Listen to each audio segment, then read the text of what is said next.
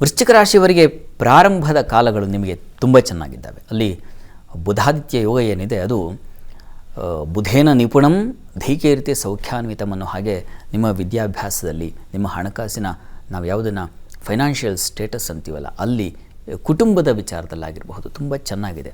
ಚೆನ್ನಾಗಿ ನಿಭಾಯಿಸೋದು, ಹೇಗೆ ನಿಭಾಯಿಸಬೇಕು, ವಸ್ತುತಃ ಸಂದರ್ಭಗಳನ್ನು ಹೇಗೆ ಎದುರಿಸೋದು ಅನ್ನೋದೇ ನಿಜವಾದ ಸವಾಲು, ಅದೇ ಕಲೆ.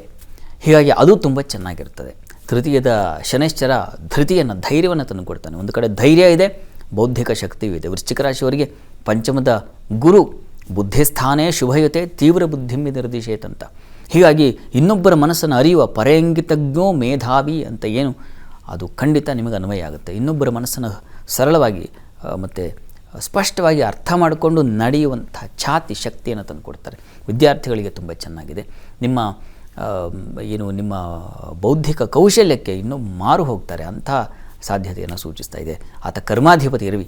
ಹೀಗಾಗಿ ಧನಸ್ಥಾನದಲ್ಲಿರುವಾಗ ವೃತ್ತಿಯಲ್ಲೂ ಕೂಡ ಪ್ರಾರಂಭದ ದಿನಗಳು ನಿಮಗೆ ತುಂಬ ತುಂಬ ಸೌಖ್ಯಕರವಾಗಿದೆ, ಚೆನ್ನಾಗಿದೆ. ಆನಂತರ ಶನೈಶ್ಚರನ ಬದಲಾವಣೆ, ಆತ ಚತುರ್ಥ ಸ್ಥಾನಕ್ಕೆ ಹೋಗ್ತಾನೆ, ಆಗಲೂ ಚೆನ್ನಾಗಿದೆ, ಅದು ಕೇಂದ್ರ ಸ್ಥಾನ. ಹೀಗಾಗಿ ಅಲ್ಲಿ ಶನೈಶ್ಚರನ ಯಾವ ಶಶಯೋಗ ಇದೆ, ಶಸ್ತ್ರ ಸರ್ವಜನೈಹಿ ಏನು ಸಭೃತ್ಯ ಬಲವಾನ್ ಗ್ರಾಮಾಧಿಪೋವ ಅಂತ ಇದೆಯಲ್ಲ, ಅದು ನಿಮ್ಗೆ ಅನ್ವಯ ಆಗುತ್ತೆ. ನೀವೊಂದು ಲ್ಯಾಂಡನ್ನು ಖರೀದಿ ಮಾಡೋ ಸಾಧ್ಯತೆಯನ್ನು, ಭೂ ವ್ಯವಹಾರದಲ್ಲಿ ಅನುಕೂಲ ಆಗ್ತಕ್ಕಂಥ ಸಾಧ್ಯತೆಯನ್ನು ಈ ಕನ್ಸ್ಟ್ರಕ್ಷನ್ ಫೀಲ್ಡಲ್ಲಿ ಇರ್ತಕ್ಕಂಥವ್ರು, ಈ ಸಿಮೆಂಟು, ಕಬ್ಬಿಣ, ಮರಳು, ಮಣ್ಣು, ಇಟ್ಟಿಗೆ ಇಂಥ ಕ್ಷೇತ್ರದಲ್ಲಿ ಇರ್ತಕ್ಕಂಥವ್ರಿಗೆ ತುಂಬ ಚೆನ್ನಾಗಿದೆ, ಅನುಕೂಲದ ಫಲಗಳನ್ನು ಸೂಚಿಸ್ತಾ ಇದೆ. ಅದರಲ್ಲಿ ಯಾವುದೇ ಸಂಶಯ ಬೇಕಾಗಿಲ್ಲ. ಮತ್ತು ಅಲ್ಲಿ ರವಿಯ ಯುತಿ ಸೇರ್ಪಡೆಯಾಗುತ್ತೆ ಫೆಬ್ರವರಿ ಮಧ್ಯಭಾಗದಲ್ಲಿ. ಆ ಸಂದರ್ಭದಲ್ಲಿ ಸ್ವಲ್ಪ ಜಾಗ್ರತೆಯಿಂದ ಇರಬೇಕು. ಆಗ ನಿಮಗೆ ಸೌಖ್ಯಕ್ಕೆ ಕತ್ತರಿ ಬೀಳುತ್ತೆ. ಬಂಧುಗಳ ವಿಚಾರದಲ್ಲಿ, ಸ್ನೇಹಿತರ ವಿಚಾರದಲ್ಲಿ ಸ್ವಲ್ಪ ಏನು ಮೋಸಗಳಾಗೋ ಸಾಧ್ಯತೆ, ಅಸಮಾಧಾನಗಳು ಉಂಟಾಗೋ ಸಾಧ್ಯತೆ ಸೂಚಿಸುತ್ತೆ. ಹುಷಾರಾಗಿರಿ. ಕುಜನ ಸಂಚಾರವಾಗುತ್ತೆ, ಆತ ಅಷ್ಟಮ ಸ್ಥಾನವನ್ನು ಸೇರ್ತಾನೆ, ರಾಶ್ಯಾಧಿಪತಿ. ಹೀಗಾಗಿ ಸ್ವಲ್ಪ ಆರೋಗ್ಯದಲ್ಲಿ ವ್ಯತ್ಯಾಸ ಆಗುತ್ತೆ. ಬಹಳ ಮುಖ್ಯವಾಗಿ ನಿಮ್ಮ ನಾವು ಯಾವುದನ್ನು ಗುಪ್ತ ರೋಗಗಳು ಅಂತೀವೋ ಆ ರೋಗಕ್ಕೆ ತುತ್ತಾಗ್ತಕ್ಕಂತಹ ಸಾಧ್ಯತೆ ಇರ್ತದೆ. ಹೀಗಾಗಿ ಆರೋಗ್ಯ, ಜೀರ್ಣತೆ ಬಗ್ಗೆ ಗಮನ ತೆಗೆದುಕೊಳ್ಳಿ, ಆಹಾರದ ಬಗ್ಗೆ ಗಮನ ತೆಗೆದುಕೊಳ್ಳಿ.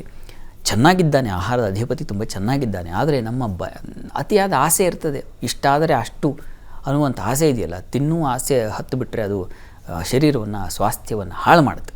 ಹೀಗಾಗಿ ಆರೋಗ್ಯದ ಕಡೆಗೆ ಸ್ವಲ್ಪ ಗಮನ ತೆಗೆದುಕೊಳ್ಳಿ. ಸ್ವಲ್ಪ ದುಃಖಕ್ಕೆ ಒಳಗಾಗ್ತೀರ. ಕೊನೆ ಮಾರ್ಚ್ ವೇಳೆಯ ಕೊನೆಯಲ್ಲಿ ಸ್ವಲ್ಪ ಮಟ್ಟಿಗೆ ವ್ಯಥೆ, ನಷ್ಟ, ನಾನೇ ಮಾಡಿಕೊಂಡಂಥ ಎಡವಟ್ಟಿಗೆ ಬಲಿಯಾಗಿಬಿಟ್ನಲ್ಲ ಅಂತಕ್ಕಂಥ ಒಂದು ಸಂದರ್ಭ ಏರ್ಪಾಡಾಗುತ್ತೆ. ಹೀಗಾಗಿ ಸ್ವಲ್ಪ ಜಾಗ್ರತೆಯಿಂದ ವರ್ತನೆ ಮಾಡಿ. ಎಲ್ಲವೂ ಸೌಖ್ಯ ಚೆನ್ನಾಗಿದ್ದಾಗ ನಾವು ಕೆಲವೊಮ್ಮೆ ಮೈ ಮರೆತು ಬಿದ್ದುಬಿಡೋ ಸಾಧ್ಯತೆ ಇರ್ತದೆ. ಹೀಗಾಗಿ ಮೈ ಮರಿಬೇಡಿ, ಎಚ್ಚರವಾಗಿರಿ.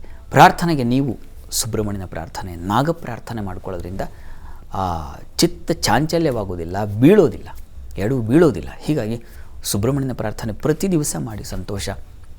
ಸುಬ್ರಹ್ಮಣ್ಯನ ಅನುಗ್ರಹ ಬೇಕು.